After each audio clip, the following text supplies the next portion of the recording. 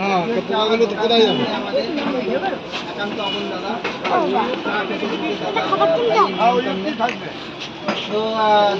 Hello everyone, কেমন আছো তোমরা সবাই? আশা করি খুব ভালো আছো, আর আমিও অনেক ভালো আছি। নতুন আরেকটা ব্লগে তোমাদের অনেক ওয়েলকাম আর অনেক ভালোবাসা। তো আজকে ব্লগটা আমি সন্ধেবেলা থেকে মানে বিকেলবেলা থেকে শুরু করলাম। তো আজকে আমরা একটু বেরোচ্ছি, তো কোথায় যাচ্ছি জানি না, কিন্তু যেখানে নিয়ে যাবে সেখানেই যাবো। তো আজকে বাইকে যাবো না, আমরা যাবো ট্রেনে করে।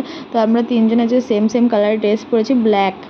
তো চলো গাইস, তোমরা ভিডিওটা দেখতে থাকো, কেমন লাগে অবশ্যই কমেন্টে জানিও। আর নতুন হলে অবশ্যই চ্যানেলটা মানে পেজটা ফলো করে পাশে থাকো, আর যারা ইউটিউব থেকে দেখছো অবশ্যই চ্যানেলটা সাবস্ক্রাইব করে দিও। তো চলো ভিডিওর সাথে থাকো, আর ভিডিওটা কন্টিনিউ দেখতে থাকো, একটু স্কিপ করো না। তো চলো গাইস, দেখা হবে স্টেশনে গিয়ে। তো আমরা দেখো স্টেশনে চলে এসেছি, খুব বেশি দূরে না স্টেশন থেকে আমাদের রুমটা। তো এখন স্টেশনে চলে এসেছি। স্টেশনে এসে যেটা ফার্স্ট কাজ হচ্ছে টিকিটটা কেটে নাও। তো আমরা টিকিটটা কেটে নেবো, তো ট্রেন চলে আসবে। দেখো এখানে টিকিট কাটা হয়ে গেছে। তো আমরা রিটার্ন টিকিটও কেটে নিয়েছিলাম একেবারে, তো বারবার টিকিট কাউন্টারে যেতে ইচ্ছে করে না। তো গাইস ফাইনালি আমাদের ট্রেনও চলে এসেছে, এবার ট্রেনে ওঠার পালা, তারপর আবার দেখা হবে তোমাদের সাথে। চলো ট্রেনে গিয়ে। আমার বাবাটা স্টেশনে মানে ট্রেনে উঠলেই ট্রেনের পাশে বসে এরকম সব কিছু দেখতে থাকবে, আর একটু দুষ্টুমিও করে। তো আমাদের দেখলে একটু বেশি দুষ্টুমি করে। তো এখানে বসে ভালোই একটু এনজয় করছিল, ওর ট্রেন চড়তে ভালোবাসে।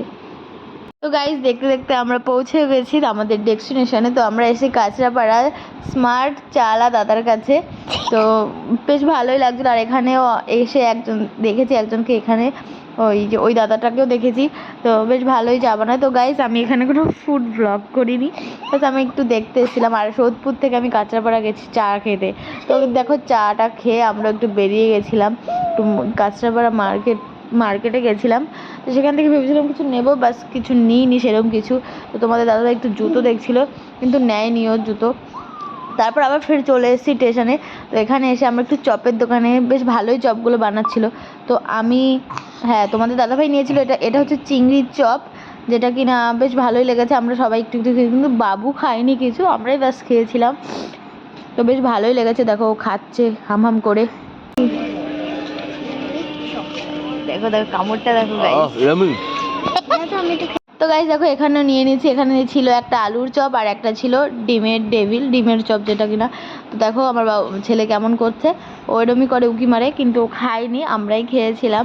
বেশ ভালোই লেগেছিল চপগুলো, তোমরাও ট্রাই করতে পারো। কাঁচরাপাড়া 2 নম্বর স্টেশনে দাদাটা বসে, খুব ভালো লাগে চপগুলো, খুব ভালো লেগেছে। আর মানে এরকম সচরাচর বাইরে এরকম চপ খাওয়া যায় না, আর আলুর চপটাও বেস্ট ছিল।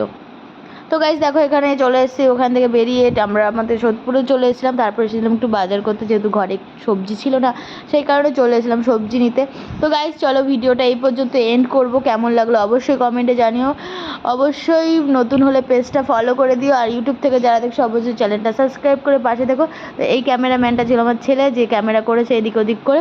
তো চলো গাইজ একটু মানিয়ে নিয়ে ভিডিওটা কেমন লাগলো অবশ্যই জানিও। আর ভিডিও আরও নতুন ব্লগ তোমাদের সাথে শেয়ার করবো, তোমরা আমাকে সাপোর্ট করো, আমার পাশে থাকো।